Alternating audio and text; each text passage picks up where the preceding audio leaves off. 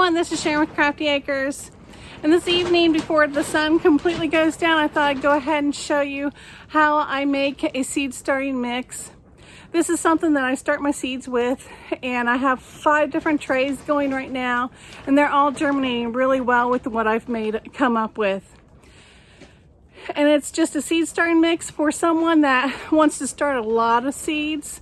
I'd go ahead and do this method. If you're just starting 3 or 4 trays, I'd go ahead and buy the bags from the store or from your local hardware store and get a seed starting bag and use that. But if you're wanting to make a lot of seed starting mix and start a lot of seeds, this is the method you'll want to stay tuned for. So let me get set up and I'll show you how we do it. Hopefully you can hear okay over the wind. It's pretty windy out and it's cold outside too. It's about 42 degrees in here right now. But with that wind, it was a lot warmer than that earlier. I came down on a break from work. We've been working at home for a while. And I came down out of curiosity to see how warm it was in here, and it was 66 degrees. Still windy outside, but 66. And as you can see, you got some big chunks here. You just want to get that all out of the way. Here, maybe I can do it better without my gloves on. And all I have here is a screen. This is just actually, it's probably about 1/4 of an inch, maybe a half, between 1/4 and a half inch screen. It's just put on a metal frame or a wood frame here. And all I'm doing is using a peat bale. So it's peat moss bale. And if you look at a lot of the ingredients in one of the seed start mixes, a lot of them use peat. A lot of them use coconut coir, but it's something light and lofty. And so you just put a bunch on there and then it'll just fall right through. And this just kind of keeps all the big woody stuff out. So I'm just going to get this done real quick.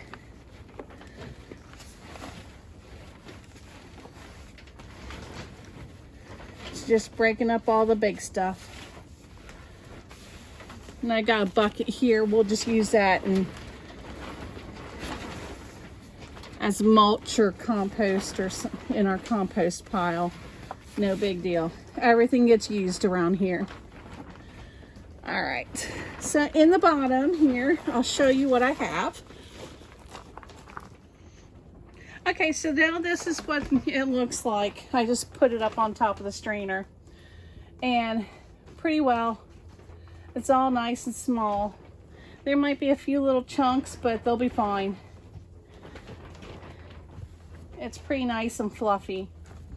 So what you're going to do with that is I take a little pail. Hopefully you can see that. I'm going to check every once in a while, make sure we're in view. And then I just do a 3 to 1. So 1,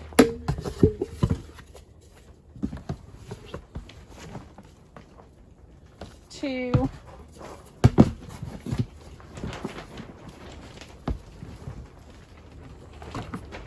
'Whoops. Sorry, guys.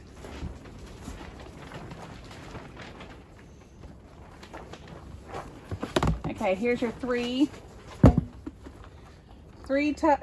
scoops of the peat moss. And let me show you what I have here. This is a bag of vermiculite. It doesn't matter what kind. This is what I was able to find at the local hardware store, the Home Depot.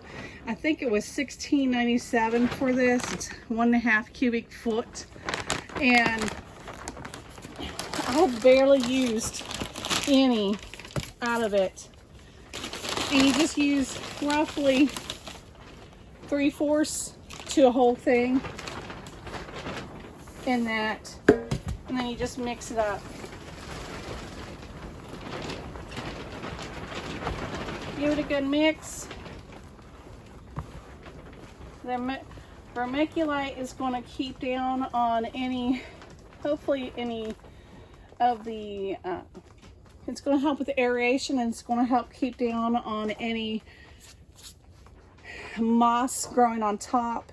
You can also, if you have trouble with moss growing on top of your seedling trays, you can take a handful of vermiculite and just pretend this is a seedling tray, a 6-pack that has the soil already in it and the seeds in it, and just sprinkle a little bit over them. And that's supposed to help keep down any moss or moss growth. So guys, this looks like pretty much like the stuff that you get from the store. I might add a little bit more into it. You can change it up a little bit just because it seems like there's a lot of vermiculite in that one. I may not have got all my scoops level. That's about what you want, about a 3-to-1 ratio.